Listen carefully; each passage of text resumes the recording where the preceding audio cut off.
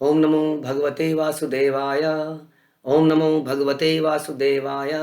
ओम नमो भगवते वासुदेवाय। श्रीमद् भागवतम तीसरा कैंटो 16वां अध्याय और 29th श्लोक। तो हमने सुना कि किस प्रकार से मुनियों ने, चार कुमारों ने भगवान की प्रदक्षिणा करी, सारा वार्तालाप हुआ आपस में। हाँ, भगवान ने बोला कि ये मेरे भक्त लोग वापस आ जाएंगे। हाँ, अभी थोड़ी देर के लिए नीचे गिरेंगे और मुनि जो हैं अब भगवान की प्रदक्षिणा करके वापस आ जाते हैं और मुनियों का ट्रांसफॉर्मेशन हो जाता है, टोटल ट्रांसफॉर्मेशन। मुनि भगवान को कहते हैं हम दंडित होने के लिए तैयार हैं, आप हमें दंड दीजिए। हम चर्चा कर रहे थे कि जब व्यक्ति का हृदय शुद्ध हो जाता है तो वो अपनी गलती देख पाता है, गलती ना होने पर भी क्षमा मांग सकता है। तो ऐसा इनका विचार आया और ये बोले मुझे दंडित कीजिए भगवान, और अल्टीमेटली वो भगवान की प्रदक्षिणा करके वापस चले जाते हैं। आगे सुनते हैं। भगवान अनुगो आह यातम मां भैष्टम शम ब्रह्म तेज समर्थापि हंतुम न इच्छे मतम तुम्हें। तब भगवान ने अपने सेवकों जय और विजय से कहा, स्थान से चले जाओ किंतु डरो मत, तुम लोगों की जय हो। यद्यपि मैं ब्राह्मणों के शाप को निरस्त कर सकता हूं, किंतु मैं ऐसा करूंगा नहीं क्योंकि इसमें मेरा समर्थन प्राप्त है। हाँ, it is all Krishna's planning. जो भी होता है हमारे कर्मों के अनुसार, हमारे लिए जो भी सही होता है, हमारी प्रार्थनाओं के अनुसार। हम प्रार्थना करते हैं ना, भगवान मुझे अपना लो, मुझे शरण दो, तो भगवान जैसे ही शरण देने लगते हैं ये क्या कर रहे हो भगवान, ये क्या हो गया मेरे साथ। जब हम जाते हैं डॉक्टर के पास ऑपरेशन कराने या कुछ भी बीमारी को दूर करने के लिए, तो डॉक्टर जब सुई चुबाता हम ये नहीं कह सकते ये क्या कर रहे हो आप। तो भगवान जब हम बोलते हैं कि भगवान मुझे अपना लो, तो भगवान उसके बाद हमें अपनाते हैं हमारी प्रार्थनाओं के अनुसार और कुछ कुछ करने लगते हैं हमारे जीवन में। तो उससे घबराना नहीं है, यहाँ बता रहे हैं। भगवान कह रहे हैं डरो मत, तुम्हारी जय हो। तुम नीचे गिरोगे बट ये मेरा समर्थन है, क्योंकि ये मेरी ही प्लानिंग है। जैसा हम चर्चा करी कि भगवान उन भक्तों के साथ एक अलग तरह का रस, वीर रस का भोग करना चाह रहे थे, क्योंकि कृष्णा इज भोक्ता। तो उस वीर रस के अंतर्गत जय विजय संसार में गिरेंगे और हिरण्यकश्यप और हिरण्याक्ष बनेंगे। एतत् पुरा एव निर्दिष्टम रमया क्रुद्धया यदा पुरा अपवारिता द्वारी विशंति मई उपारते। वैकुंठ से यह प्रस्थान लक्ष्मी जी ने पहले ही बता दिया था। वे क्रुद्ध थी क्योंकि जब उन्होंने मेरा धाम छोड़ा और फिर लौटी तो तुमने उनको भी रोक दिया था, मैं तो सो रहा था तुमने लक्ष्मी जी को भी रोक दिया। कुछ तो होना ही था ना। देखो तो कहीं ना कहीं तुम ऐसा करोगे तो मैं सो रहा था, लक्ष्मी जी आई थी वापस, लेकिन तुमने उनको भी रोक दिया। तो ये घटना कोई और घटना के बारे में बता रहे हैं कि ऐसा पहले ही हो चुका है। अब ब्राह्मणों ने भी श्राप दे दिया तो बेटर है कि तुम थोड़े दिनों के लिए चले जाओ। लेकिन भगवान दुखी है, इसको करने में सुखी नहीं है। आपने देखा था कैसे बार बार बोल रहे थे कि चार कुमार इनके ऊपर कृपा कीजिए मुनियों, ये ज़्यादा दिन तक मेरे से दूर ना रहे। लेकिन आपने गलतियां ही ऐसे कर दी तो क्या करें। अब दंडित करने के अलावा ऑप्शन क्या बची। क्योंकि संसार में कई बार संतुष्टि कई लोगों के हृदय को तभी होता है जब किसी को दंडित किया जाए। तो ऐसे में दंडित करने के बिना क्या चारा रह जाएगा। लेकिन भगवान के भक्त होते हैं क्या, हाँ दंडित ही कर दीजिए। अगर मेरे दंडित करने से वो व्यक्ति सुखी है तो दंडित कीजिए। मयि सरंभ योगेन निस्तीर्य ब्रह्म हेलनम प्रत्येशतम निकाशमत में कालेन अल्पीयसा पुनः। भगवान ने जय तथा विजय नामक दोनों वैकुंठ वासियों को आश्वस्त किया, क्रोध में योगाभ्यास द्वारा तुम ब्राह्मणों की अवज्ञा करने के पाप से मुक्त हो जाओगे और अत्यल्प अवधि में मेरे पास आ जाओगे। तो तुम ऐसा तुम्हारा जीवन रहेगा कि तुम हमेशा मेरा चिंतन करोगे, लेकिन क्रोध में करोगे, तभी तो वीर रस में मजा आएगा। हमेशा मेरा ही चिंतन करोगे लेकिन क्रोध में, और क्योंकि तुम मेरा चिंतन करोगे इसलिए तुम सभी पापों से मुक्त हो जाओगे। तो प्रभुपाद कहते थे अगर आपको विलेन भी बनना है तो कंस और हिरण्यकशिपु जैसा विलेन बनो। नॉर्मल विलेन बन के फायदा नहीं है। सांसारिक विलेन, ऐसा विलेन जो सीधा विष्णु को चैलेंज करे और निरंतर विष्णु का चिंतन करे कैसे मारूंगा। ऐसा विलेन बनोगे तो भी मुक्ति प्राप्त होगी, हालांकि भगवान का परम धाम प्राप्त नहीं होगा ऐसी ऐसी मुक्ति से। हाँ, लेकिन यहाँ पर कुछ और ही चर्चा है। यहाँ पर तो भगवान के ये विशेष भक्ति ही है। हाँ, तो इनको तो वही स्थिति प्राप्त होगी ही। तो भगवान कह रहे हैं कि तुम जल्दी वापस आ जाओगे। आप वापस आ जाओगे मतलब वैकुंठ में फिर से वापस आओगे। Don't worry. लेकिन तुम हमेशा मेरा चिंतन ही कर रहे होगे। हाँ, इसको अनुकूल स्थिति नहीं कहा जाता। इस चिंतन को और प्रतिकूल चिंतन और अनुकूल चिंतन में अंतर है। अनुकूल चिंतन होता है कि हम चिंतन करते हैं कि हाउ कैन आई सर्व कृष्णा, ये कॉल अनुकूल चिंतन। और प्रतिकूल चिंतन होता है कि हाउ कैन आई किल कृष्णा। तो इसलिए ऐसा नहीं है कि जो भी जैसे भी करेगा उसको सेम धाम प्राप्त हो जाएगा। भगवान के भक्तों के लिए हमेशा एक अलग स्थान रहता है। लेकिन बार बार हम ये बता रहे हैं कि ये तो भक्त ही हैं, this is an exception. But अगर कोई कहे कि इस प्रकार से चिंतन भी करके भगवान को कोई गाली देता रहे, बोलो भगवान के धाम में चला जाएगा,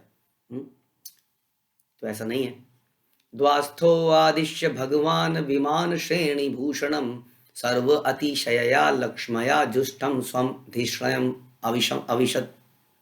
वैकुंठ के द्वार पर इस प्रकार बोलकर भगवान अपने धाम में लौट गए, जहां पर अनेक स्वर्गिक विमान तथा सर्वोपरि संपत्ति तथा चमक धमक रहती। अब क्या हो गया, वहां से 4 कुमार भी जा चुके हैं, वहां से अब हमारे जय विजय भी जा चुके हैं, जा रहे हैं, अब भगवान भी लौट रहे हैं। प्रभुपाद कह रहे हैं ध्यान देने की बात यह है कि यहाँ पर लिखा है वैकुंठ के द्वार से, यानी कि सारी घटना वैकुंठ के अंदर नहीं हो पाई है, द्वार में ही है।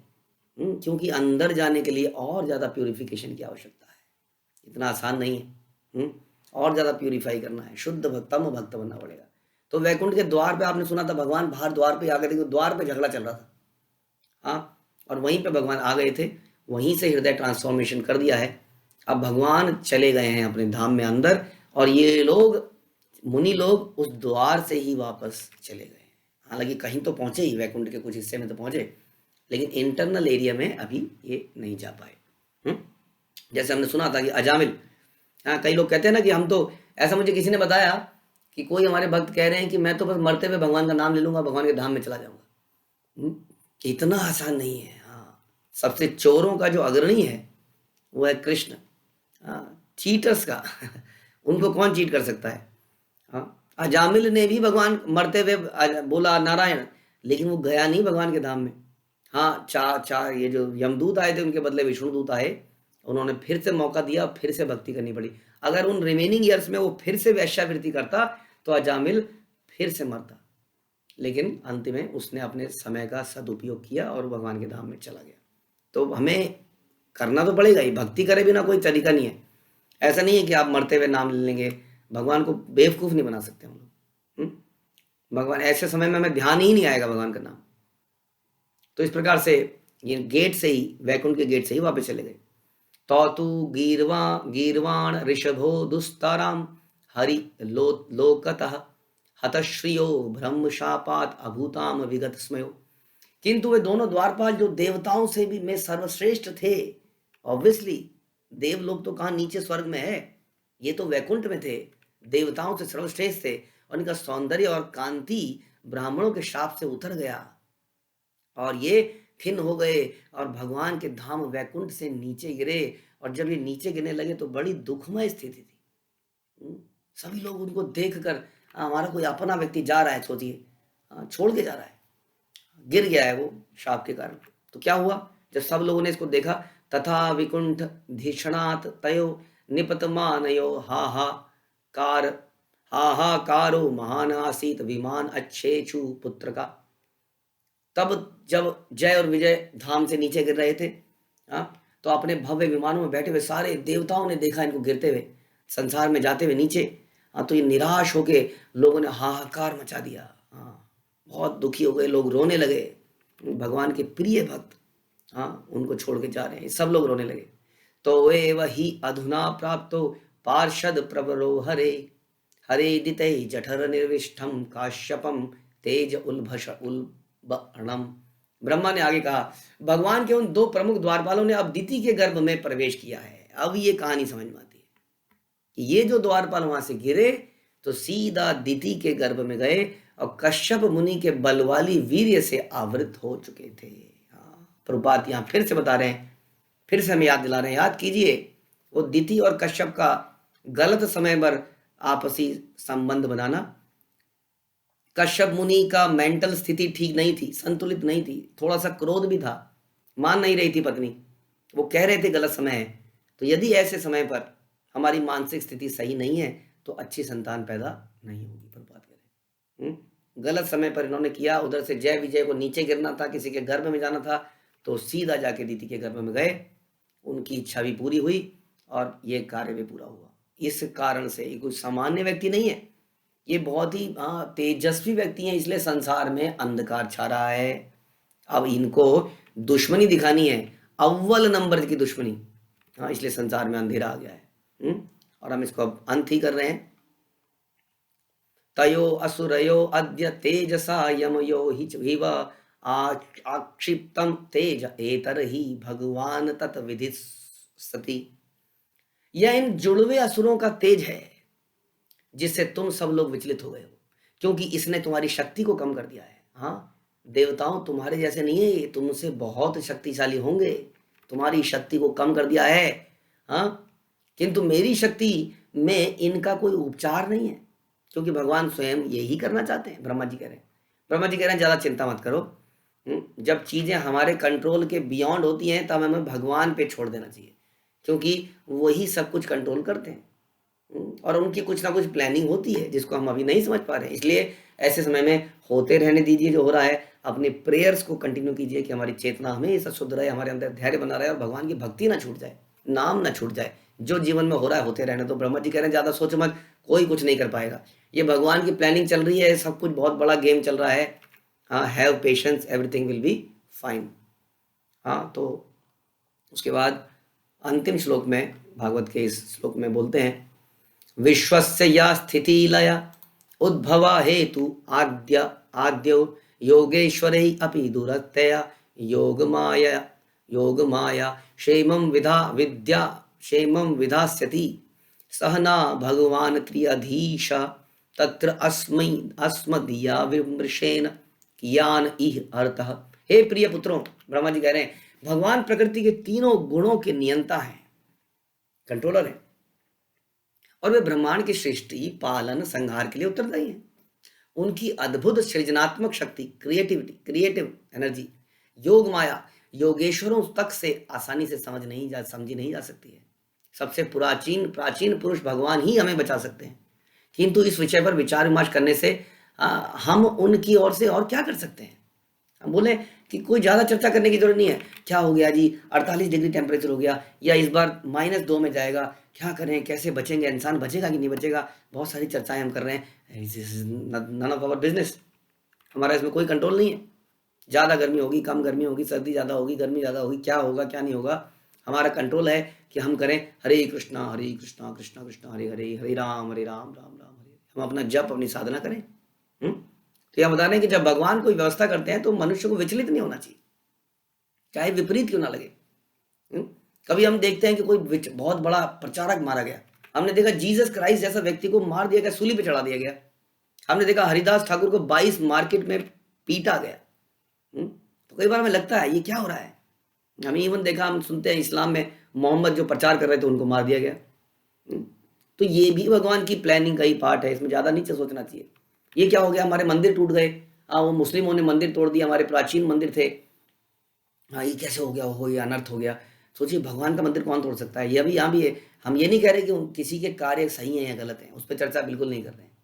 हम ये कह रहे हैं कि अगर मंदिर भी टूट सकता है तो वो भी भगवान की कोई प्लानिंग ही है, उसमें भी कोई प्लानिंग है, ये समझना पड़ेगा। हाँ, हम अपना कर्तव्य जरूर पूरा करेंगे, कर्मण्येवा अधिकारस्ते, यही हमारा अधिकार है कि हम कर्म करें, सेवा करें। हम ये नहीं कह सकते कि सब कुछ भगवान की प्लानिंग है जी, हम तो बैठते हैं रजाई में, everything is planned by Krishna so he will plan. तो क्या हम कह सकते हैं कि एग्जाम में नंबर आना भी कृष्ण की प्लानिंग है, मुझे क्या फायदा पढ़ के। ऐसा प्रवचन कभी नहीं दिया गीता में। भगवान कहते हैं कभी कर्म ना करने के लिए प्रेरित ना हो, कर्म करना पड़ेगा अपने अनुसार, अपने आज्ञा अनुसार। तो बाकी कृष्ण के हाथ में है, कृष्ण की प्लानिंग है। वो किसी को मारना चाहते हैं तो मारने में भी उसकी जीत है। कृष्ण के प्रत्यक्ष मित्र पांडवों ने अपना राज्य खो दिया, पत्नी अपमानित हो गई, कठिन समस्याएं उठानी पड़ी। इन पराजयों से भक्तों को प्रभावित होते देखकर मनुष्य को विचलित नहीं होना चाहिए। उसे केवल इतना समझना लेना चाहिए कि इन मामलों में अवश्य ही भगवान की कोई ना कोई योजना अवश्य होगी, तो उसे भगवत कृपा के रूप में स्वीकार करना चाहिए। जो व्यक्ति विपरीत अवस्थाओं में भगवान की सेवा करता है वह आश्वस्त रहता है कि भगवत धाम या वैकुंठ लोक को वापस जाएगा। वही व्यक्ति वापस जाएगा जो विपरीत अवस्था में भी भगवान की सेवा करता है। ब्रह्मा जी ने देवताओं को आश्वस्त किया, कि इस विषय में कोई बात करने का लाभ नहीं है, कुछ चिंता मत करो, हाँ सहन करो, धैर्य रखो, definitely everything will be fine. जो इस प्रकार से भगवान के भजन में, प्रार्थनाओं में लगा रहता है, वो भगवत धाम अवश्य जाता है। और इस प्रकार हमारा ये अध्याय 16वां अध्याय यहीं समाप्त होता है। शिल प्रभुपाद की जय, ग्रंथराज श्रीमद् भागवतम की जय।